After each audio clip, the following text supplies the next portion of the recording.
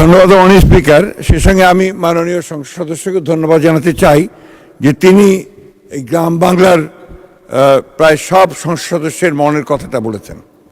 দুর্ভাগ্য আমাদের যে বিগত ফ্যাসিস্ট সরকারের আমলে এই উন্নয়নের নামে মেগা প্রজেক্ট অথবা উন্নয়নের নামে যে চরম দুর্নীতি করা হয়েছে, সেটার ফলেই আজকে আমরা মাত্র 1 মাস হল সরকার এসেছি এবং সেটা আমরা উপলব্ধি করছি। আপনার মাধ্যমে মাননীয় মন্ত্রীর দৃষ্টি আকর্ষণ করছি, আমরা যারা প্রত্যন্ত গ্রামাঞ্চল থেকে নির্বাচিত হয়েছি, আমরা আমাদের গ্রামের মানুষদেরকে সাথে নিয়ে আমরা যোগাযোগ ব্যবস্থার দুরবস্থার কারণে আমরা অত্যন্ত ভোগান্তির শিকার।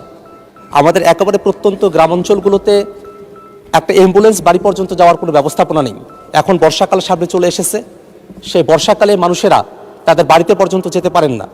আমি আবার নির্বাচনী এলাকায় দেখেছি এমন কিছু জায়গা রয়েছে চরাঞ্চল, যেখান থেকে বাজারে পণ্য পৌঁছাতে গেলে রাস্তার অব্যবস্থাপনার কারণে, রাস্তা না থাকার কারণে সেখানে পণ্যের মূল্যবান কমে আসে, কৃষককে ভোগান্তির মধ্যে পড়তে হয়। আবার সামনে শীতকাল, তখন ধুলাবালিতে মানুষদেরকে কষ্ট করতে হয়।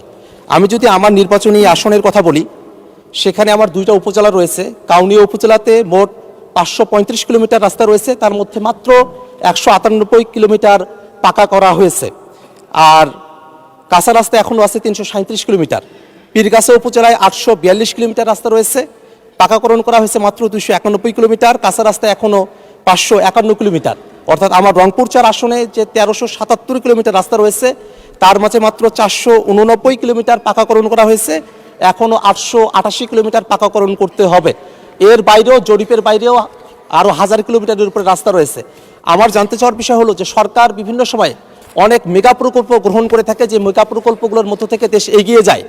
আমাদের মাননীয় মন্ত্রী মহোদয় এবং আমাদের সরকার, তারা কি এবার আমাদের স্থানীয় পর্যায়ে যাতে যোগাযোগ ব্যবস্থার উন্নতিটা সঠিকভাবে হয়, মানুষেরা যাতে তাদের বাড়ি পর্যন্ত অ্যাম্বুলেন্সটা অন্তত নিয়ে যেতে পারে, সহজে যাতে যাতায়াতটা করতে পারে, সে কারণে রুটিন পাকাকরণ কার্যক্রমের অতিরিক্ত হিসেবে পাকাকরণের জন্য মেগা প্রকল্প গ্রহণ করবে কিনা, সেই ব্যাপারে আপনার মাধ্যমে মাননীয় মন্ত্রীর দৃষ্টি আকর্ষণ করছি।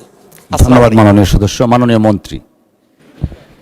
ধন্যবাদ মাননীয় স্পিকার। সে সঙ্গে আমি মাননীয় সংসদ সদস্যকে ধন্যবাদ জানাতে চাই যে তিনি এই গ্রাম বাংলার প্রায় সব সংসদ সদস্যের মনের কথাটা বলেছেন।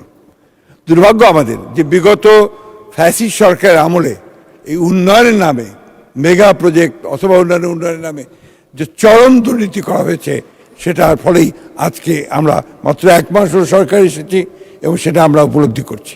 এবং দুর্ভাগ্যক্রমে বিগত অন্তর্বর্তীকালীন সরকারের আমলেও যারা দায়িত্বে ছিলেন, তারা নিজ নিজ এলাকায় ফান্ড নিয়ে চলে গেছেন, কিন্তু বিশেষ করে উত্তরাঞ্চলের অঞ্চলগুলোতে এই রাস্তাঘাটগুলো একেবারেই আপনার নেগলেক্টেড থেকে গেছে। আমি আপনার মাধ্যমে মাননীয় সংসদ সদস্যকে এই কথা দিতে পারি যে ইনশাআল্লাহ আগামী দিনগুলোতে আমরা এই ধরনের কোনো দুর্নীতিকে প্রশ্রয় না দিয়ে আমরা গ্রামাঞ্চলের রাস্তাঘাটগুলোকে, যোগাযোগ ব্যবস্থাকে সবচেয়ে বেশি গুরুত্ব দিয়ে কাজ করবো ইনশাআল্লাহ।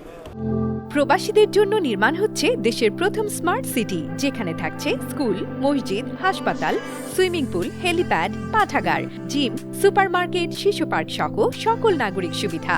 মাত্র 30 লাখ টাকা বিনিয়োগে মিলছে আকর্ষণীয় ফ্ল্যাট। প্লাটিনাম ইনভেস্টরদের জন্য ঢাকা বিমানবন্দরে ভিআইপি প্রোটোকল সুবিধা।